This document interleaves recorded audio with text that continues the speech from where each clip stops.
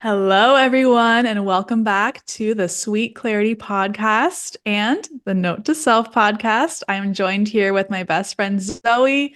You might have been seeing lately that we've been doing some collaborative episodes on both of our shows. We really want to combine our messages during this season and to really mix and mash our communities because you might have seen and heard that we are presently launching the Girls Club, which is our online community for feminine expression. And today we are back with another episode. This one is very juicy, and I'm so excited for you guys to listen. It's all about regulating yourself inside a relationship. And I think this is particularly a really personal topic for me. And honestly, one of the things that really sparked this whole idea of the Girls Club. So I'm so excited to get into this today. To start off, I guess I'll ask you, Zoe, how important has this been for you lately in this season of life? Yes. It's been incredibly important. So regulating yourself inside of a relationship. I mean, we're speaking more into romantic relationship dynamics today, but certainly this can be applied to different friendships in your life or even relationships with family members. So whatever this might bring up for you at the forefront, like use this episode as an opportunity to work through anything that might be feeling a bit sticky or any ways in which you feel like you've lost your sovereignty or your freedom to some extent in a relationship. So, what we mean by regulating yourself inside of a relationship is that it's about remembering that you are your own being in this union. So, even though you're coming together and having a connection in a way, you are still your own person. And depending, of course, on how much time you spend in connection with each other in a physical space and time or like talking to each other, there can be certain moments in time where I know that I can reflect on this personally where I feel like, oh, there's a bit of like a meshing happening. And where I'm like, I'm desiring to remember who I am in this, or I'm expanding my energy, I'm expanding my bandwidth in different ways to welcome a relationship. But how do I still make sure that Zoe is being nurtured still? And that, for example, my practices, my morning rituals, let's say, or the things that are important to me, still get accomplished and completed because they're important to me and they keep me in connection with myself versus abandoning practices. Because, of course, when there's that whirlwind or when there's emotions, there can be different moments in time where you're being extra spontaneous. You might not have the time to commit to your practices.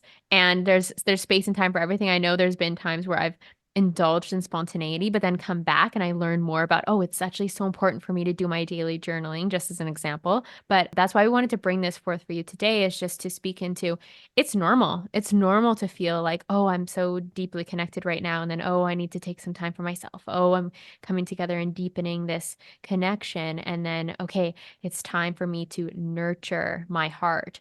So, Grayson, how has this personally showed up for you in your relationship? Yeah. Oh, okay. Personally, a really big pattern of mine that I am super aware of, that I'm still actively healing and working towards, is that I lose myself in relationship.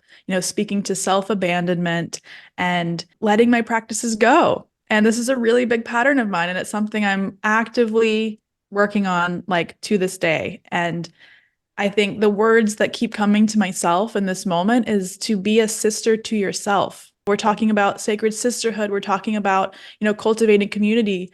You can do this on your own, treating yourself as your own sister. How would that look like and how would that feel like? Personally, in my relationship, for those that don't know, I've been in a partnership for 1 year, and we actually just went on a really amazing travel trip together. And it was about like 3.5 months of travel. So our daily schedules and, the time of nurturing the self was kind of put to the side because it was a lot. When we were traveling, especially with another person, your daily routines and your grounding practices, unless they're consciously made a priority, they just get sent to the wayside. And so after arriving back into my life in Bali and settling back into more of a routine and slowing down, I was able to see, okay, wait a second. I didn't regulate myself or really take that time to listen to what I needed for about 3 months. And it was like this big aha moment because I was like, whoa, this is really real for me. the need to regulate myself inside a relationship, even having that solitude, which is so important in a relationship, to have your own time, to have your time in peace and silence. Like, this is a tool that I need and I use to regulate myself. And I didn't have any of that over the travel trip. So when I connected with Zoe a couple months ago now, and we were just talking about life, that was something that really came to the surface. I was like, whoa, okay, this is important. I need to remember this. This pattern of self-abandonment is really teaching me a lot here. Creating my own stability, what that looks like now for me moving forward, it's really taking my morning routine and my evening routine seriously. And it's making sure that I really come back into my center.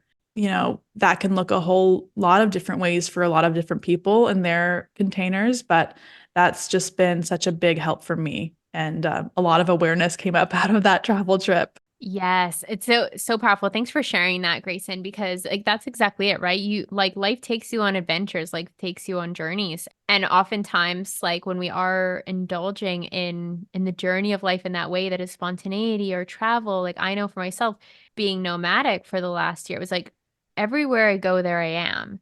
I couldn't commit to, we're speaking to other things now, but I couldn't commit to, let's say, a gym membership, right? Consistently because I was always moving. Or I couldn't commit to, certain practices of going to the sauna or going to the cool plunge, things like that was not accessible. But it was like, I actually recognized that, okay, what are the things that I can do that can come with me, that can just be a part of my life? And it is these practices, like for me, it's journaling every day, connecting with my sisters, like through voice notes, like just connecting with the feminine in my life, really. And also movement, like Pilates or yoga. Like these are three things that I would say are rituals that keep me feeling connected to myself. Again, it is kind of like that community support or connection. It's that private time with myself, being quiet and really exploring my thoughts, and then also being quiet, exploring my body in these ways. To me, when I can make those rituals a priority, I remember who I am. And it's in taking action to commit to those rituals and feeling more deeply connected with who I am that again, it just gets easier and easier to come back to these things to maintain them. But at first, it has to be brought into awareness. It has to be committed to. But then I notice how when I take care of myself in those ways, when the rituals get completed, I am a better human for it. Like I have more space to hold. I've got more energy.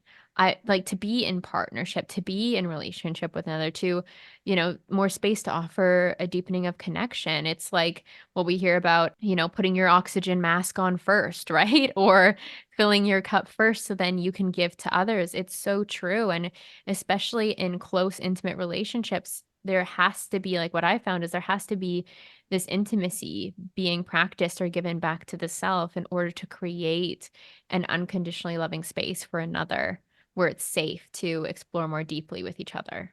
Yeah. And also, what's coming up for me now is this concept of taking responsibility, this idea that it's not your partner's job to be the source of your happiness or to be your therapist or to be your everything, right? Like, we have to diffuse our energy. A lot of the diffusion is actually coming back to yourself. Some of it's going to your sisters, some of it may go to your parents or, other people close to you, but diffusing your energy to not make so much pressure on your partner or your significant other or your husband to be everything, because that just creates tension, that just creates some chaos in the relationship. And so making sure that you have awareness of where is my energy flowing, like who else am I involving, and also how can I involve myself in this process.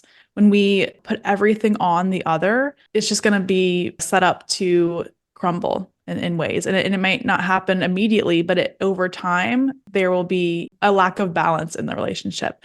And I feel like, just sharing personally, after I settled back into my routine in Bali and I got back to my journal practice because, like you, Zoe, I'm such a journaler and I can just go and go and go like on such a long flow within my journal. And I didn't do that for so long. So when I got back to that practice, my partner, he would observe me before and after I was done and he would get home or whatever. And he'd be like, wow, like what changed? You look so different. Like you're just a completely different, energy. And I was like, yeah, I just actually journaled. So it's something they can see in you. It's like night and day. And that's how it is for me. I know, like my meditation practice, my journaling, it's like if I don't do these things and if I don't make time and make a priority to center myself essentially, then I'm a completely different person. And the partner themselves can notice these changes.